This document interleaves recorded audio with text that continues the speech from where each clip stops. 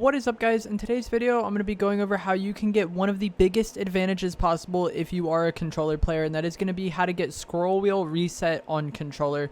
If you guys do find this video helpful or informative, remember to give it a like, subscribe if you'd like to see more, and comment down below if you think this is something that you're going to try.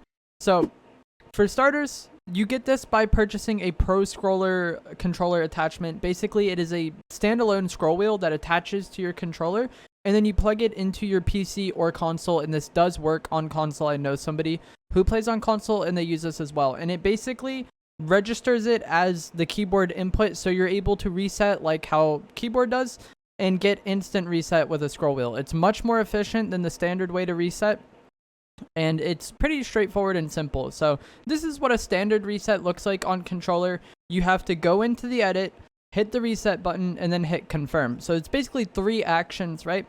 With a scroll wheel, you just instantly do it. As soon as you flick the scroll wheel, it resets the edit and confirms that reset, and that is insanely beneficial for you if you are a controller player. One of the biggest differences, or one of the biggest advantages that keyboard has over controller, is the way that they can reset builds.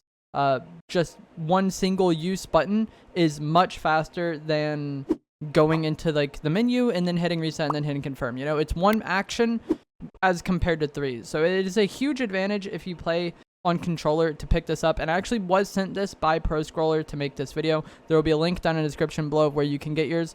But as far as like things you can buy to give yourself an advantage or potentially up your game if you're a controller player, this is a big one. It does take some getting used to for sure. I've been playing with it for about a week now. And it has been somewhat of a learning curve getting used to using it and trying, you know, to force myself to use it rather than using like the old reset method that I was used to.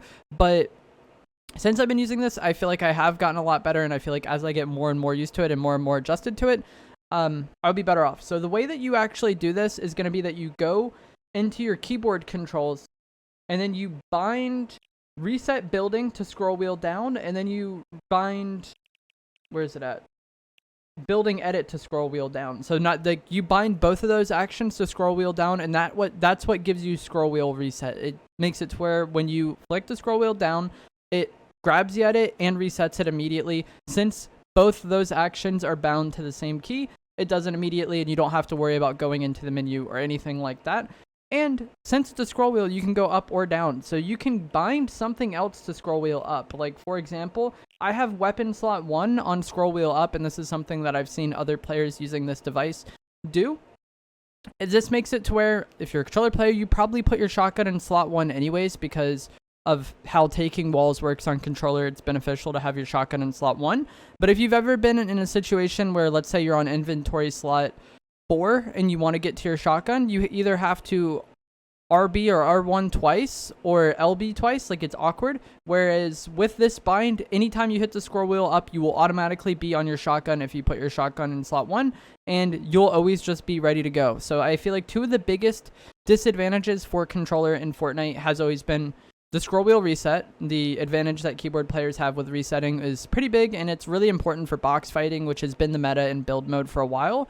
And then also, I've always kind of been envious of how keyboard players can swap weapons and just always just hit a button and then be on that weapon without having to cycle through their weapons. But with this, you can bind scroll wheel reset to down and then have up be one of your items if you want to maybe put it on your shotgun or whatever your mobility slot is. That way you can instantly switch to your mobility and get away. There's a lot of different things you could do with that second scroll wheel bind, and it's really nice. And the biggest question that a lot of people are going to ask when it comes to this sort of thing is going to be, does it make you lose aim assist? Because if you guys were unaware, playing on PC, if you touch your mouse or keyboard, sometimes you just don't have aim assist for the remainder of the game. And since I have been using this, I don't think I have lost aim assist more than I normally would. So I don't think it necessarily hurts aim assist. I don't know why it doesn't impact aim assist in the same way that touching my mouse or keyboard would, even because it is a keyboard edit or keyboard bind. But I haven't been losing aim assist much at all. If you are a controller player in Fortnite, you know that aim assist can be pretty inconsistent, and sometimes you lose it for who knows why. It's just always been something that's pretty buggy. But since I switched to the PS5 controller, I feel like I haven't really lost aim assist at all. And I've been using the scroll wheel attachment the entire time since I've had my PS5 controller. I got this like a day or two before I got the controller and just waited until I got my PS5 controller to put it on that.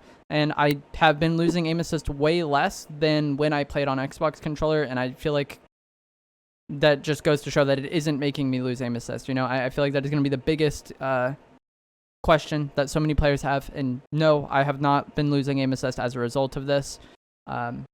And I've been losing aim assist less than I was previously. So that is going to be it for this video. I'm going to let some gameplay play out. If you have any questions, leave a comment below. Like I said, there will be a link in the description where you can get it and check it out.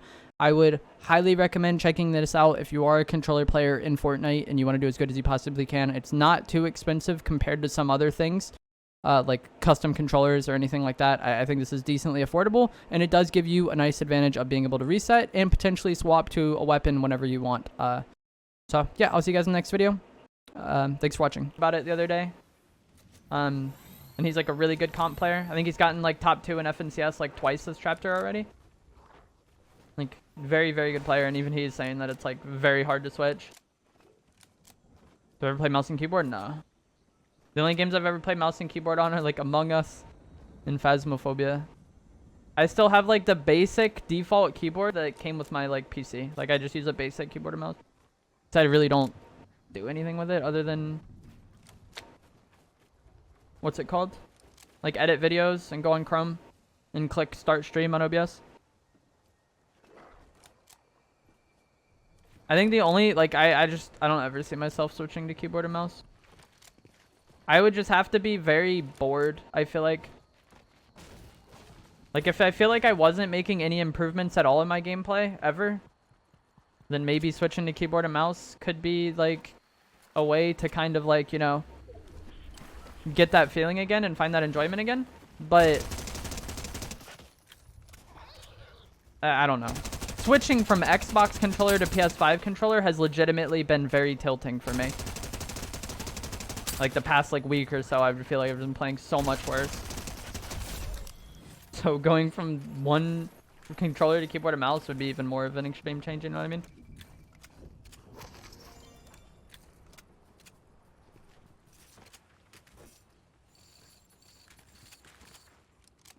But I don't know. It's nice seeing that improvement. But it's also very tilting, like dying and losing fights that you know you would have won if you weren't like using a different thing, you know what I mean? Like I have so many fights where I die and I'm just like, I don't think I would have lost that on Xbox controller.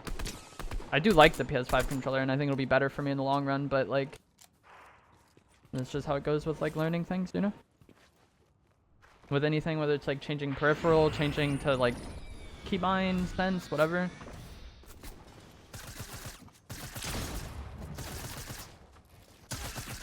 Like right there, I just tried to shoot and it didn't happen.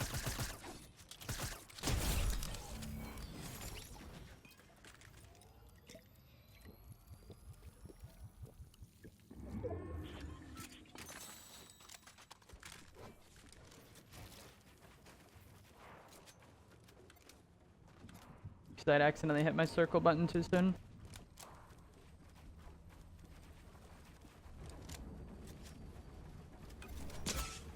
Where the hell am I getting shot from, man?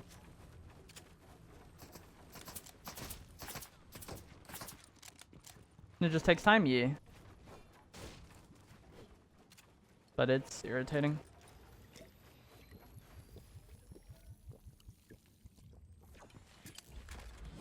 It was less tilting learning to fucking walk again after I broke my knee than like switching controllers.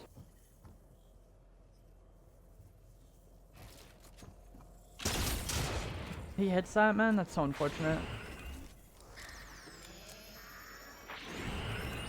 Oof. Someone save me. I mean, we would have been fine anyways.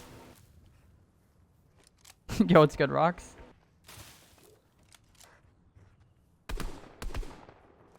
Did you change your sense when you switched from Xbox to your controller? I don't think so, but they feel different.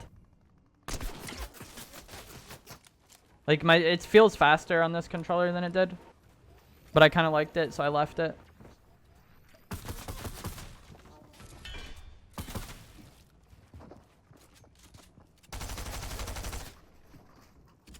I will make an updated settings video at one point, but I just didn't think it made sense to when, like, things have potential to change, you know?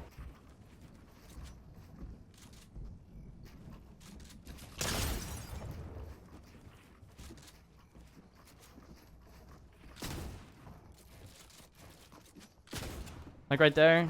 I just fucked that up, man. Dude, please leave me alone. That's so fucking tilting, bro. This guy is so dead.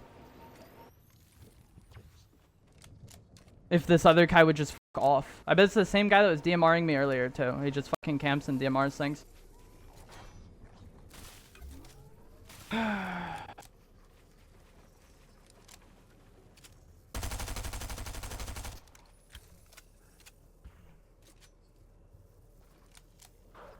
I wish I could kill my wolf for heals.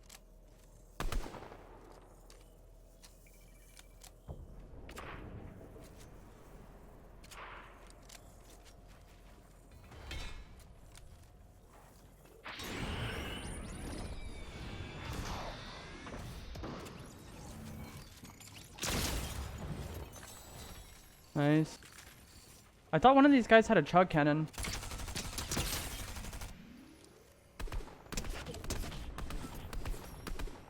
Like, I don't know, man. I feel like on X controller he's dead there. If my aim was just slightly better.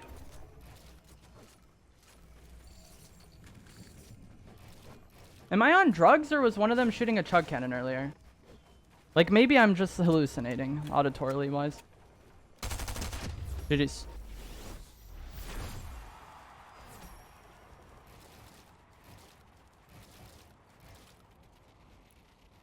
Probably splash? No, it sounds different. I think it was 350, yeah. This was my 350th crown win.